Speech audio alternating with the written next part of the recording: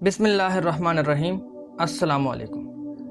نبی پاک صلی اللہ علیہ وآلہ وسلم نے ہمیں آگاہ کیا تھا کہ زمانہ آخرت میں ایک کے بعد ایک فتنہ آئے گا اور ایسے ایسے فتنے آئیں گے، یعنی تمہارے گھر میں فتنے اس طرح داخل ہوں گے جیسے بارش کے قطرے ہیں، یعنی گھر سے مراد آپ جہاں بھی رہتے ہیں ہر جگہ پر فتنوں کی برسات ہوگی۔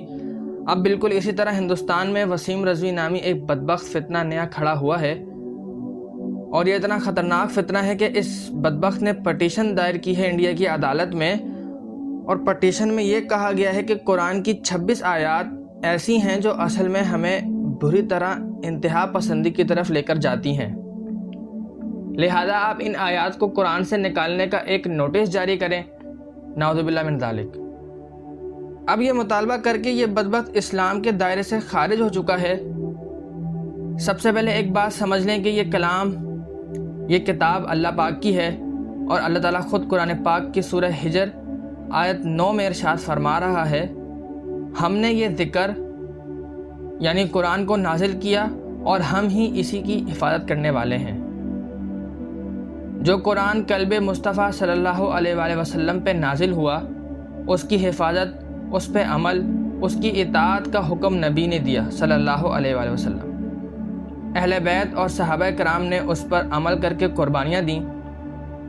کوئی شخص اگر یہ کہے کہ قرآن میں 26 آیات کا اضافہ ہے یا قرآن 40 پاروں کا ہے، وہ شخص نہ صرف مسلمانوں کے درمیان بلکہ اللہ کے نزدیک بھی مجرم ہے، قرآن کی توہین کرنے والا مرتد اور مجرم ہے۔ ایسا شخص جو یہ کہہ رہا ہے کہ قرآن میں 26 آیات کا اضافہ کسی دور میں ہوا، اس بدبخت نے 2 جرم کیے ہیں، ایک مقدسات مسلمین یعنی حضرت ابو بکر، عمر، عثمان رضی اللہ تعالی عنہ کی توہین، اور ایک قرآن کا انکار۔ دونوں صورتوں میں یہ بدبخت دائرہ اسلام سے خارج ہو چکا ہے۔ یہ پہلی مرتبہ نہیں ہوا بلکہ ماضی میں بھی ایسے بے استاد لوگ، خود پسند لوگ، شہرت طلب لوگ اور شاید کسی کے کہنے پر فرقہ واریت پھیلانے والے لوگ ایسا کام کرتے آئے ہیں۔ اللہ پاک نے جتنی بھی کتابیں آسمانی نازل کی ہیں، کبھی بھی نہیں فرمایا کہ میں اس ذکر کی حفاظت کروں گا۔ الحمدللہ 1440 سال ہو چکے ہیں، اس کلام الہی سے نہ ایک زبر، نہ ایک زیر، نہ کم ہوا نہ ہی اضافہ ہوا۔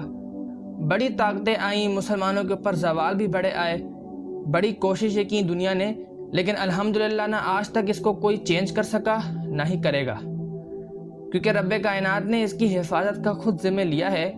لہذا اس صورتحال میں یہ کلام الہی الحمدللہ جیسے موجود ہے، یہ تا قیامت ایسے ہی موجود رہے گا۔ لہذا یہ بات سمجھ لیجئے کہ اصل میں اب دنیا میں اسلام کے خلاف بدترین جنگ شروع ہو چکی ہے۔ اس بدبخت کو اصل میں انڈیا کی RSS کی سپورٹ حاصل ہے، اور جو خدمت یہ RSS کی کر رہا ہے اور جس حد تک یہ ہندوؤں کے مفاد میں کام کر رہا ہے، ہم آپ کو اس بدبخت کا ایک کلپ سنواتے ہیں، ذرا سنیے۔ یاچکا کو لے کر کافی وواد ہونا شروع ہو گیا ہے، کیا یاچکا ہے؟ اب دیکھیے، جو وواد کر رہے ہیں ان کا کام ہے صحیح بات نہ کہہ کر، اصلیت کو چھپا کر اور کہنے والے کو گالی دینا۔ مجھ کو ہزاروں لاکھوں فون دھمکی کے آ رہے ہیں، مجھے مار دینے کے آ رہے ہیں، مجھے گالیوں کے آ رہے ہیں کہ میں نے یہ بات کیوں کہی۔ یہ حل نہیں ہے، حل یہ ہے کہ آپ بتاؤ کہ جو بات ہم نے کہی ہے وہ غلط ہے۔ رسول کی انتقال کے بعد جب خلیفاؤں کا دور آیا تو پہلے سے لے کے تیسرے خلیفاؤں کے دور میں یہ قرآن ایک کتابی شکل میں لکھا گیا۔ اب اس کے اندر 2 طرح کی آیتیں ہیں، ایک انسانیت کے حق میں ہے کہ تمہارا دین تمہارے ساتھ، ہمارا دین ہمارے ساتھ، دنیا میں خلفشار نہ پیدا کرو۔ اس طرح کی بھی آیتیں ہزاروں ہیں، بہت سی ہیں، سورے بہت سے ہیں۔ اور وہیں پر اس طرح کی 26 آیتیں ایسی دیکھنے کو ملتی ہیں جو اس کے وپریت ہے، جس سے انسان میں الگ ہونے کی ایک شکشا ملتی ہے کہ تم الگ ہو اور دھرموں سے۔ یہ تمام چیزیں ہیں جو ہم نے اپنی PIL میں سپریم کورٹ میں داخل کی ہے۔ پہلے ہم نے تو 57 مسلم آرگنائزیشنز کو پتر لکھا تھا کہ آپ اس پر وچار کیجئے، اور یہ جو 26 آیتیں ایسی ہیں جو مدرسوں سے لے کے ہر جگہ بچوں کو پڑھائی جاتی ہے، کیونکہ اسلام کی پڑھائی، بیسک پڑھائی جو ہے وہ قرآن مجید ہے، جو چھوٹے سے بچے کو پڑھانا شروع کیا جاتا ہے۔ اگر وہ بچہ اس طرح کی چیزوں کو پڑھے گا تو آگے جا کر وہ کسی نہ کسی کٹرپنتھی مانسکتا کا شکار ہو جاتا ہے یا کہیں نہ کہیں کسی آتنکی سنگٹھن سے مل جاتا ہے، کیونکہ وہ ان باتوں کو مذہبی حساب سے جائز سمجھتا ہے کہ ہم جو بھی کر رہے ہیں اللہ کے لیے کر رہے ہیں۔ تو یہ وہ بیسک چیز ہے جس کو ریموو ہونا چاہیے، لیکن یہ دھرم سے جڑا معاملہ نہیں ہے، یہ دھارمک آستھا سے جڑا معاملہ نہیں ہے، یہ دھرم کا معاملہ نہیں ہے، یہ آتنکی شکشا کا معاملہ ہے، ہماری دیش کی سرکشا کا معاملہ ہے۔ گالی دینے سے بہتر ہے جواب دو۔ اب یہ جو فتنے کھڑے ہوتے ہیں، خاص طور پر برصغیر میں بہت فتنوں کی تعداد ہے، ان کے پیچھے ہوتی ہیں اسلام مخالف تنظیمیں۔ ان کا اصل ٹارگٹ ہی اسلام ہوتا ہے۔ جس طرح انہوں نے قادیان فتنہ کھڑا کیا، وہ کیوں تھا؟ وہ اس لیے تھا کہ لوگ اللہ کے دین کے لیے اللہ کی راہ میں لڑنا چھوڑ دیں۔